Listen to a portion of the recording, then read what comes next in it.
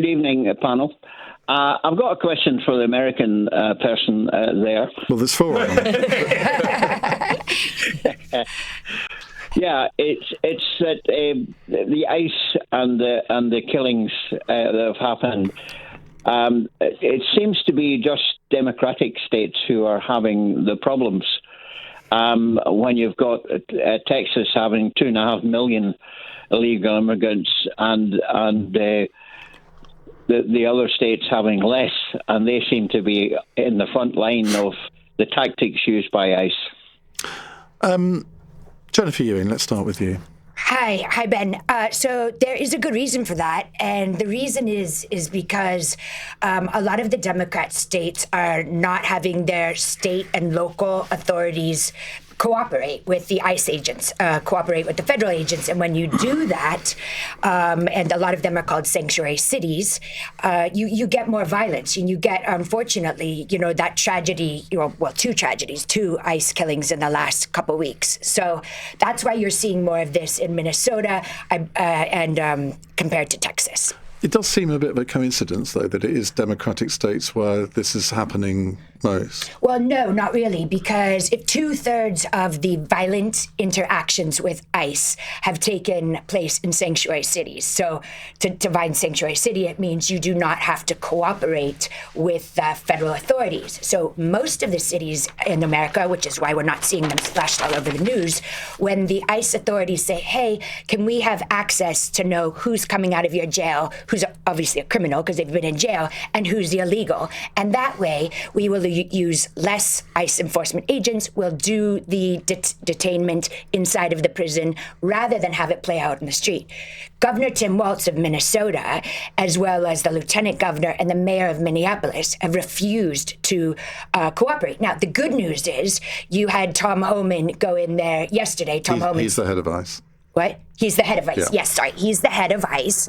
And he had a big press conference today. And the good news is Minneapolis has said that they will now finally allow the ICE agents to have access to the jails. So the detainments for the illegal immigrants who are criminals as well, i.e. they've been in jail, will be done there. So hopefully we will not have any more of these tragic killings. Jamie. So my eyes are rolling out of the top of my head at the moment. When we talk about also asking for voter rolls, it is an absolute political decision to go into these democratic cities and have masked men murder U.S. citizens.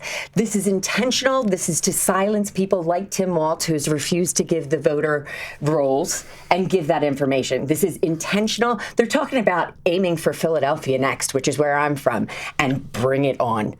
Philadelphia is the last place you want to come on with masked people with guns, because the citizens of Philadelphia will have more to say and more to do, and will stand very, very firmly with Minnesota. The thing is, if you're intentionally doing these politicized killings, then you have to take the repercussions of politicized killing. That's quite an accusation. It's absolute. Deliberate politicized killings. Well, if you're walking in... that indicates that you think that somebody is saying to these agents, right, go out and kill someone today. Well, they're giving them the impunity to do so when immediately they start villainizing the two people that were killed. Immediately, the lies that go out from the government. To link the two.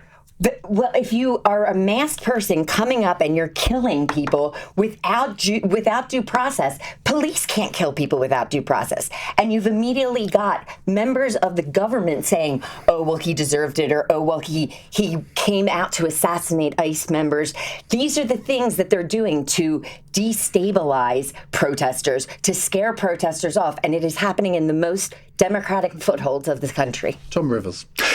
Tom Homan today described his time with ICE, going back to Reagan, for God's sake, going back to Democrats and going in with Republicans. He got a medal from Obama. I forget the exact one, but a civilian award. And basically he said, look, no, this is bad. Problems have arisen. We don't want any killings. He says he's put away at funerals ICE members that he's shown up and had to console families, et cetera, et cetera. So I'd have to discount the fact that this is an organized, if you will, policy of ICE to go out and try to kill people. Compare and contrast Minnesota with Florida. You got DeSantis down there saying, you know what, if We have it, quote unquote, illegal in jail. They've done something. Immigration can come in, check them out. If they should be deported, so be it. How many? Over 10,000 people on a plane. Get the heck out of here. Fry hasn't done that. And neither has the governor. Walz hasn't done that. And it really raises the question, why not? It is much smoother. As Holman says, when you go out on the street and have to deal with locations, you don't know if there's knives in the kitchen, you don't know the setting, you have to bring a whole busload of people with you to deal with that kind of situation. He says, look, you can deal with less people, deal with the pyramid of problems. The very top, the people are in jail, sort them out, and then work down. And make sure to arrest 5-year-old children and take them to Texas. That's been totally disproven, by the way. I mean, that was disproven, actually, and you can mock this, but by the vice president, who immediately looked into... It was very trustworthy. Excuse me, because he has a 5-year-old child. He goes, this is insane. You know, did ICE really use, what was the headline? ICE uses a 5-year-old boy as bait. So J.D. Vance looked into this, and what did he realize is when they had detained the father, he escaped and took off. And ICE was left with the 5-year-old boy. They tried to go to the home and see where he left. The people wouldn't answer the door. So anyway. All right, let's bring Larry in. Sorry. Yeah. I just had to correct that. Sure. Well, it's very important to say what's going on. This business about a few criminals coming out of jail is pointless. They are encouraged, not encouraged, they are ordered to arrest 3,000 people every day. This is all over the country. It's more noticeable in the Democratic areas. This is one of the most disastrous, disgusting roundups of innocent people. These are now hundreds of thousands of people. You're going home. You're with your child even. Somebody grabs you, takes you away. Where's your life, your home, your family, your children, your whatever? This is happening to tens of thousands of people. Who are these illegal immigrants that are so dangerous? Do you know? There was a very good statement by a Catholic leader. I can't remember if he's an archbishop or a cardinal. Not a rabble-rouser is what I'm trying to say. The other day, statement. This is the system. The undocumented people are the system. For years, decades, the United States has had people coming in, settling down, working, paying their taxes, bringing up their children. Why are they undocumented? You've got a lazy, frightened class of politicians. It's hard political work to come up with an acceptable policy. So what's the alternative? Leave these poor bastards to stew. You've got 12 million people. They didn't come in on a dark night. They're part of the system. They're 99% ordinary, perfectly normal, decent people who are being harassed and ripped apart. This is one of the most disgraceful episodes But in Larry, Western history. did you say that when Barack Obama was president and he was doing the same thing? He didn't and, do and quite being as- quite proud of it too. He did a lot of horrible things, yes. If I thought of it, I would have said it. I'm sure my brother did. I'm sure he did. But anyhow, you have to understand this whole business is made up. Trump, the brilliant politician, a moron and everything else, but a brilliant politician, how is he going to get elected? Demonize all these people. They've come in to invade. Let's go back to the core issue here, because America has always been a country of immigrants. Oh, yeah. I mean, I don't know what all of your different backgrounds are, but you're probably not 100% American, if that's even a concept. Wait a second. So therefore. And I mean, it's the same in this country. I mean, we have a bit of a similar debate, whereas very few of us are 100% pure English or British or Scottish or Welsh or whatever. So on that basis, I think America's always had a much more liberal attitude to immigration. But why has this changed seemingly in recent years, Tom? I think Larry hit on it, because our grandparents, in some cases, great-grandparents, parents, whatever, came over from the old country.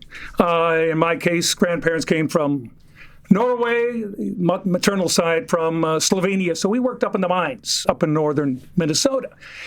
And you know what? In those days, they all came at Larry through Ellis Island. They did it legally. They hopped through the hoops. And you know how much support they got from the state in those days? Not a single penny. Not a single penny. But nowadays, yeah, you can go to the University of Minnesota for free if you're from Somalia. You can have a driver's license. You can get a flat in Cedar Riverside on the West Bank of the University of Minnesota. People are fed up. A lot of Minnesotans are fed up. Yes, the ocular of there's another protest makes great TV. Out of the 5.7 million residents of Minnesota, a lot of them are going, you know what? We might be Minnesota nice. We might be tolerant. We might, give a person a second shot. But if you take advantage of us, enough is enough. And they say, basically, we've had it. And they want this problem solved. They don't want it solved with guns, but they're saying, if you come in legally, we love you, we embrace you. If you just rock up and you just say, I'm here, give me some Jamie, goodies, what part of that's not going to do fly. you disagree with? I disagree with this idea that you can just rock up. I don't know about your experiences with immigrating here, but it cost me tens of thousands of pounds. Well, I guess in a parallel universe, you should have just rocked up. But this idea that humans are illegal, which I don't believe humans are illegal, and I don't believe that seeking a better, safer place for your children and for your futures is a bad thing. Do you believe in borders? I do believe in borders, and I believe in the protection of making sure that asylum seekers have a route to legal asylum. I have a very, very strong feeling that I have 3 adopted sisters from China, and when we first adopted my first sister, she didn't automatically have a green card. Who were you going to send her back to? I think we need to look at humanity, and I think the American dream is kaput right now by doing all of this and by having these men in masks with guns shooting U.S. citizens, let alone everybody else. Wait a second. It was brought up by Tom Homan. And the fact that it's him who's worked for Democrats and Republicans. He said on the record in a 4-second soundbite, Joe Biden let in at least 10.5 million people just over the border. He says his men were overwhelmed. Trump says it's 21 million. Yeah.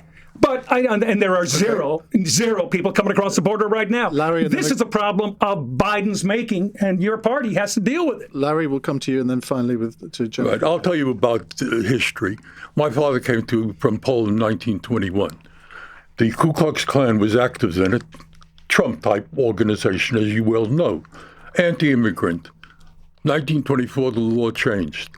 Things got rougher in Poland for obvious reasons. His brothers and sister wanted to come to America. He and his brother were willing to, help them out. They weren't rich, but they were going to put them up. The law was changed because of those bastards. And Trump and his type are doing the same thing. Hundreds of thousands, millions of people are having their lives disrupted for no good reason. Those people are perfectly good people. They're as good as your family. They're as good as my family. If they hadn't had all this need to win an election, they would have been doing their work. And if the politicians hadn't been so cowardly, they would have had a system. My father had to sign up. He got to wait 7 years and not commit a crime. Mm-hmm. Nothing very overwhelming. He didn't have any money to prove any education. He was left school at 13.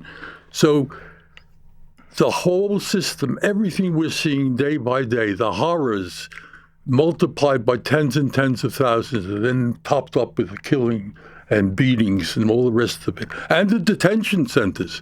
We've got more people in detention centers than the Germans did. We're not killing them, thank God. But who knows what comes next? Sweatsuits at the moment. Jennifer. Okay, 3 points. First of all, the reason we can't just have the kind of legal immigration that we had in the past from all these wonderful stories is because our country cannot afford it. Number one. Number two, the idea that ICE agents, the idea that the ICE agents are just gunning down Americans on the street is incorrect. I mean, while it's so sad that Alex Pretti and Rachel Good were killed by ICE agents, they were also impeding and trying to obstruct law enforcement. It doesn't make any excuse, but again, if the excuse, I didn't interrupt you, excuse me, but if there's excuses and there's how did this happen, let's try to prevent it. And how it happened is because the local authorities were not helping out and assisting by doing things like having a parameter. And the third thing is, to be quite crude, Trump this was one of his top 2 issues, was to fix the border, to fix illegal immigration, and to start with the illegal criminals. And if you look at recent polls, including CNN, from both parties, between 55 and 65% of people, all Americans, agree that anyone who is illegal should be deported. If you talk about illegal criminals, that number goes up to almost 80%. So the facts are the facts. And what do you want to overrun democracy? We just had an election a year ago, and one of the top 2 issues was fix this problem. He has to do it. Well, you've all been very well behaved so far. Shall we see if we can keep it up? I'm not sure we're going to get to 9 before there's not going to be a massive row, but we will see.